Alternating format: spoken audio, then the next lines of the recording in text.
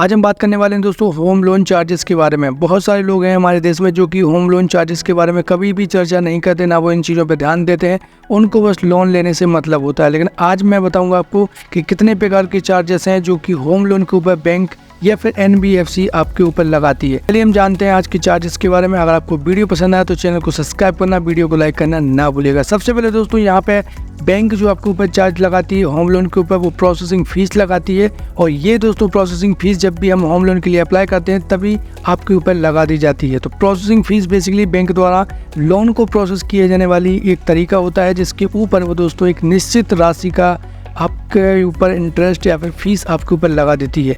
जैसे कि कई बार दोस्तों ये देखा गया है कि जो भी नॉर्मल बैंक्स होती हैं वो वहाँ पे 2% तक की प्रोसेसिंग फीस आपके टोटल लोन अमाउंट के ऊपर लेती हैं, जो कि अधिकतम 10,000 से लेकर 15,000 तक हो सकती है। तो ये प्रोसेसिंग फीस आपके ऊपर लगाई जाती है, जो कि आपको पहले से पता होना चाहिए। दोस्तों यहाँ पे जो अगला चार्ज आपके ऊपर बैंक लगाती है वो लगाती है फोरक्लोजर चार्ज। जब भी आपने अपने समय से पहले लोन को चुकाने की ठान ली है तो बैंक इसके ऊपर भी लगातार चार्ज आपके ऊपर वसूल सकती है। लेकिन ये जो चार्ज है दोस्तों यहाँ पे ये कंपलसरी नहीं है कि हर बैंक आपसे वसूले। कहीं कहीं पे दोस्तों ये चार्ज बिल्कुल फ्री होता है, आप न्यूट्रल में जाके अपने पैसों को चुका सकते हैं। कोई सी बैंक आपसे बिल्कुल भी चार्ज नहीं करती है। लेकिन जब भी कोई बैंक है दोस्तों वहाँ से आप लोन ले रहे हैं तो इसके बारे में आपको पता जरूर करना है, क्योंकि बैंक आपसे लगभग 1 से 2% तक का फोरक्लोजर चार्ज वसूल सकती है। जो अगला चार्ज बैंक आपके ऊपर लगा सकती है वो लगा सकती है डिलेड EMI पेमेंट चार्ज।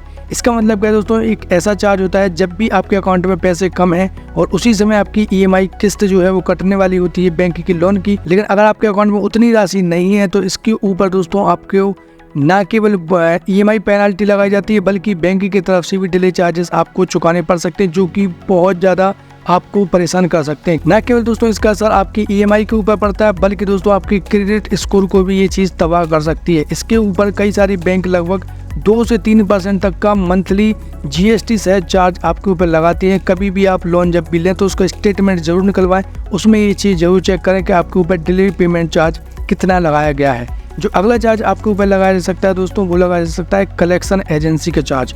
इसका मतलब क्या है दोस्तों, एक ऐसा तरीका होता है बैंक को अपने पैसे निकालने का, जहाँ पे कई बार क्या होता है, मान लीजिए आपने ठान लिया है कि बैंक को पैसा मैं नहीं चुकाने वाला हूँ या फिर मैं खा जाऊँगा, या फिर बहुत सारी प्रवृत्ति के लोग हमारे देश में पाए जाते हैं। तो इस स्थिति में बैंक क्या कर सकती है दोस्तों, बैंक कलेक्शन एजेंसी को हायर करती है ताकि वो लोन को जो राशि है वो अपनी वापस ले सके।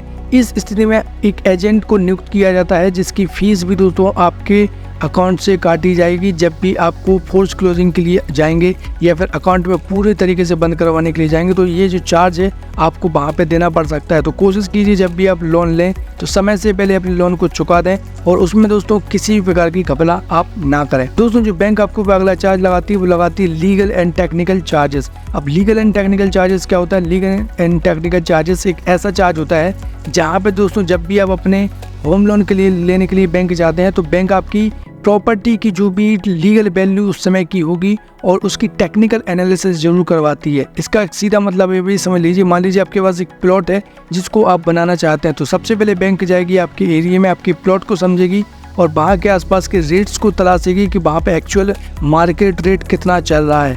और जब भी दोस्तों पूरी रिपोर्ट को तैयार किया जाता है उसी के बाद आपको यहाँ पे दोस्तों बैंक लोन पास करती है और इसके ऊपर जो भी सर्वे करने के लिए टीम आती है उसका टेक्निकल चार्ज भी आपके लोन अमाउंट से काटा जाता है।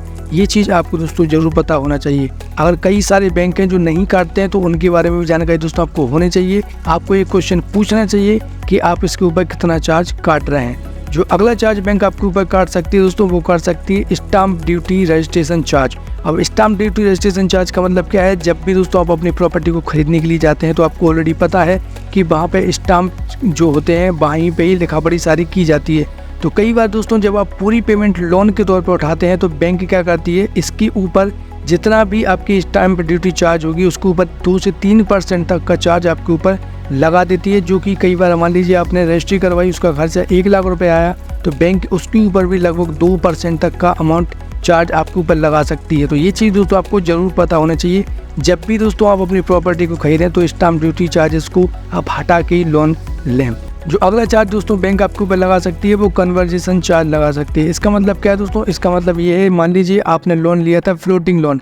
फ्लोटिंग लोन क्या लोन होता है? फ्लोटिंग लोन एक ऐसा लोन होता है जिसमें दोस्तों बैंक की ब्याज दर अगर कम ज़्यादा होगी तो आपका जो है वो आपको फ़ायदा भी हो सकता है और आपको नुकसान भी हो सकता है। मान लीजिए आपने एक लोन लिया है 10 लाख का और आपने फ्लोटिंग करवा के रखा और उसी समय दोस्तों आरबीआई ने बैंक की ब्याज दर है वो बढ़ा दी है, तो इस स्थिति में आपकी जो इंटरेस्ट रेट है वो भी बढ़ जाएंगे।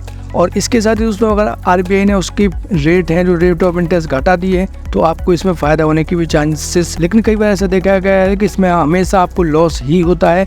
तो आप हमेशा दोस्तों कई बार कहा जाते हैं फिक्स की तरफ कि आपको एक फिक्स राशि का जो है इंटरेस्ट चुकाना पड़े, तो जब भी आप इसको कन्वर्जन करवाएंगे बीच लोन में तो आपको इसके ऊपर भी चार्ज बैंक को देने पड़ सकते हैं। अब हम जानते हैं अगले चार्जेस के बारे में। जो भी आपके ऊपर बैंक लगाती है वो लगाती है सिविल रिपोर्ट का चार्ज। आपको ऑलरेडी पता होना चाहिए कि जब भी बैंक लोन आपको पास करती है तो सबसे पहले आपका सिविल स्कोर जरूर चेक करती है, और सिविल स्कोर चेक करने के लिए हमारे देश में 3 एजेंसियां हैं जो कि आपके सिविल स्कोर को मॉनिटर करती हैं, जिसमें civilscore.com सबसे बड़ी वेबसाइट है। तो यहाँ पे दोस्तों आपको बैंक रिक्वेस्ट करती है सिविल ऑफिस में, ताकि आपकी सिविल रिपोर्ट को पता लगाया जा सके कि ऊपर जो भी चार्ज सिविल डिपार्टमेंट लगाता है तो वो भी बैंक आपके अकाउंट से या फिर दोस्तों लोन लेते समय आपकी जो धनराशि होगी उसमें से काट लेता है। तो ये चीज़ आपको जरूर पता होना चाहिए कि सिविल रिपोर्ट चार्जेस भी आपके ऊपर लगाए जा सकते हैं। जो अगला चार्जेस है दोस्तों बैंक आपके ऊपर लगाती है वो लगाती है सिक्योरिटी चार्जेस। मान लीजिए आपके पास एक घर है जिसको आपने गिरवी रख दिया है और दूसरे घर को आप बनाना चाहते हैं, उसके लिए आपने लोन ले लिया है।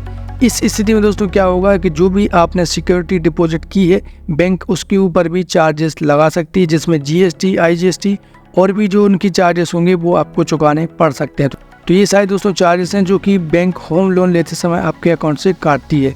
अब मैं यहाँ पे दोस्तों और अगले चार्जेस के बारे में बात करना चाहता हूँ, वो है एनओसी चार्जेस। मान लीजिए आपने लोन को पूरा चुका दिया है और अब आपको बैंक से चाहिए एक एनओसी जिसमें आपको पूरी तरीके से ये पता चल जाए कि आपने सारी ही धनराशि का लोन चुका दिया है। लेकिन कई सारी बैंक हैं दोस्तों जो प्राइवेट बैंक होती हैं वो आपकी एनओसी देते समय भी आपसे चार्ज वसूल लेती हैं, जो कि लगभग 2 से 3 हज़ार रुपये का मोटा चार्ज होता है। तो अगला चार्ज जो आपसे ऊपर लगाया जाता है वो दोस्तों डीपीआर चार्जेस लगाया जाता है। डीपीआर चार्जेस क्या होता है? डीपीआर चार्ज एक ऐसा चार्ज होता है जिसमें मान लीजिए बैंक ने आपको सारा लोन कंप्लीट करने के बाद सारी स्लिप आपको दे दी थी, लेकिन उसी समय आपने क्या किया, या तो वो स्लिप कहीं पे खो गई है या पे आपको मिल नहीं रही हैं।